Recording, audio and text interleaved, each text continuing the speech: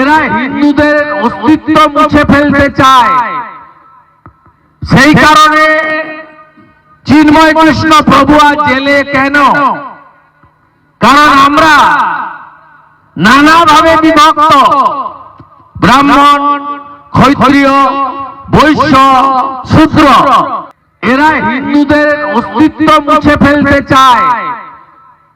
সেই কারণে চিন্ময় কৃষ্ণ প্রভু আজ জেলে কেন? কারণ আমরা নানাভাবে বিভক্ত, ব্রাহ্মণ, ক্ষত্রিয়, বৈশ্য, শূদ্র। এখানে তো মমতা ব্যানার্জির আরেকটা চাষ আছে, হিন্দি ভাষী আর অহিন্দি ভাষী। এরা মমতা ব্যানার্জির চাষ। যত ভাগ করে রাখো, যত ভাগাভাগি করে রাখো, কখনো বলতে শুনবেন না যে উর্দু স্পিকিং আর বাঙালি স্পিকিং। বলে না, আমাদেরকেই বলে। গত নির্বাচনে ব্যারাকপুর বিধানসভা কেন্দ্রে রাজ চক্রবর্তীকে দাঁড় করিয়ে বাঙালিদের বলেছে এ বাঙালি। ভারতীয় জনতার পার্টির প্রার্থী ডাক্তার শুক্লা, তিনি হিন্দি স্পিকিং, যদিও তিনি বাংলায় জন্ম, বাংলার একজন কৃতি চিকিৎসক। উনি কখনো গিয়ে মুসলিম এলাকায় বলেননি যে তোমরা উর্দু স্পিকিং মুসলিম, বিহারি মুসলিম, আর তোমরা বাংলাদেশ থেকে আসা বা ভারতবর্ষে থাকা বা পশ্চিমবঙ্গে থাকা বাংলায় কথা বলা বাঙালি মুসলিম। কখনো বলেনি আমাদেরকে ভাগ করা।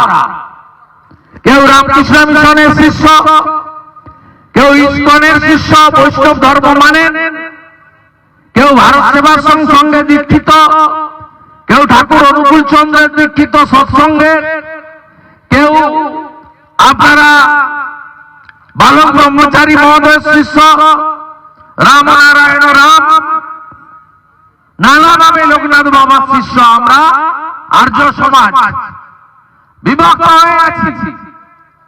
এই বিভাজনটাকে দূর করার জন্য যে হ্যাঁ থাকুন, আপনার জাতিসত্তা থাকবে।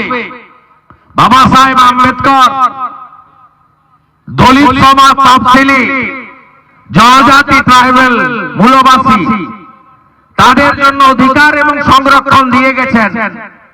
মোদীজি সেটাকে আরো হৃষ্টপুষ্ট বলিষ্ঠ করছেন। ওবিসি হিন্দুদের জন্য সংরক্ষণ হয়েছে।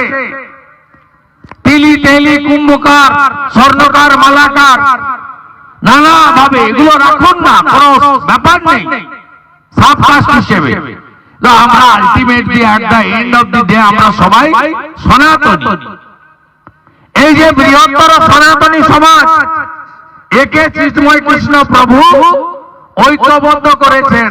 বাংলাদেশে প্রথম সভা চট্টগ্রামে 10 লক্ষ হিন্দু এসেছে, পরের সভা রংপুরে 3 লক্ষ হিন্দু জমায়েত হয়েছে। এই যে সনাতনীরা ঐক্যবদ্ধ হয়েছে, এইটার জন্য তাকে আজকে জেলে নিয়ে যাওয়া হয়েছে।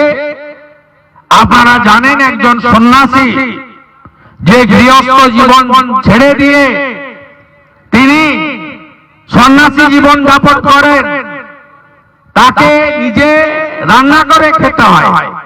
তিনি আহার গ্রহণ করেন প্রসাদ হিসেবে রাধা মাধবের।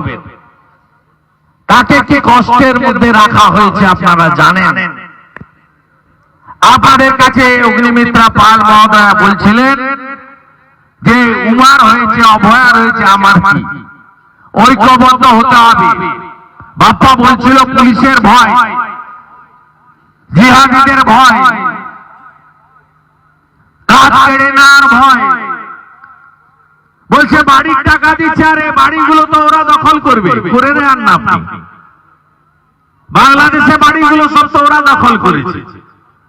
আমার মা বরিশাল থেকে একটা পড়ে এসেছে 1960 সালে। আমার মায়ের পিতৃদেব শিক্ষক ছিলেন ওখানে। 10 বিঘা জমি ছিল, সব জমি এখন ওরা নিয়ে নিয়েছে। আমি আরো জমি কিনুন, আরো বাড়ি ভালো করে বানান, 2 তলা 3 তলা ভালো করে বানান, সম্পত্তি বানান, সব ওরা দখল করবে বসে আছে।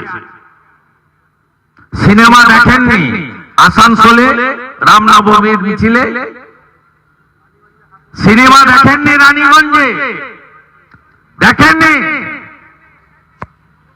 তাই আপনাদের কাছে আজকে ভগবান রামচন্দ্রের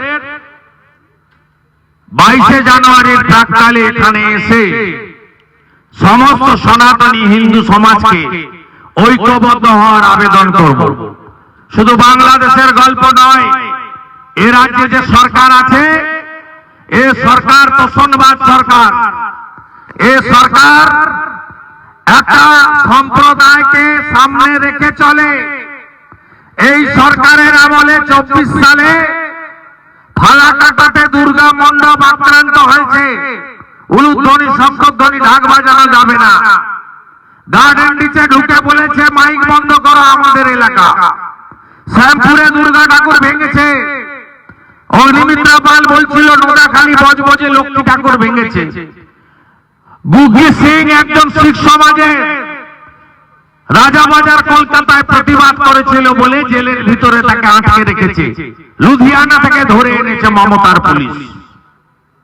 তাকে আর তার ছেলেকে প্রেসিডেন্সি জেলে আটকে রেখেছে। একটা শিখ সমাজের তরুণ নেতা রাজাবাজারে কালী ঠাকুরের মূর্তি ভাঙছিল।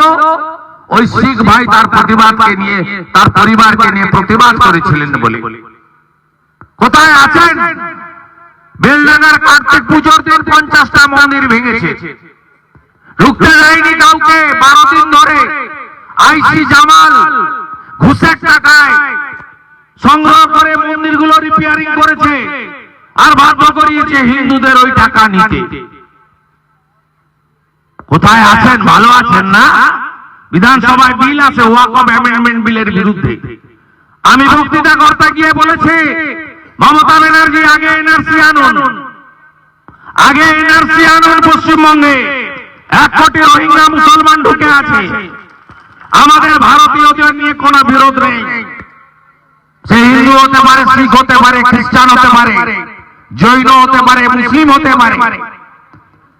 আমরা শরণার্থীদের ধর্মীয় কারণে যারা উৎপীড়িত হচ্ছে, মোদীজি অমিত শাহজি তাদেরকে নাগরিকত্ব দিচ্ছেন। কাদের? হিন্দুদের, শিখদের, জৈনদের, পার্সিদের, বুদ্ধিস্টদের, খ্রিস্টানদের, যারা আফগানিস্তান, পাকিস্তান এবং বাংলাদেশ থেকে ধর্মীয় কারণে উৎপীড়িত হয়ে আসছেন। আমরা নাগরিকত্ব দিচ্ছি। এরা কারা? এরা শরণার্থী। আর এই যে রোহিঙ্গা মুসলিম ক্যানিং থেকে জাভেদ মুন্সিকে ধরে আইডি তৈরি করতে পারে। এখানে সভা তো রানীগঞ্জের বাজার বা আরো দূর থেকে 2 কিলোমিটার দূর থেকে আইডি বিস্ফোরণ করিয়ে দিতে পারে।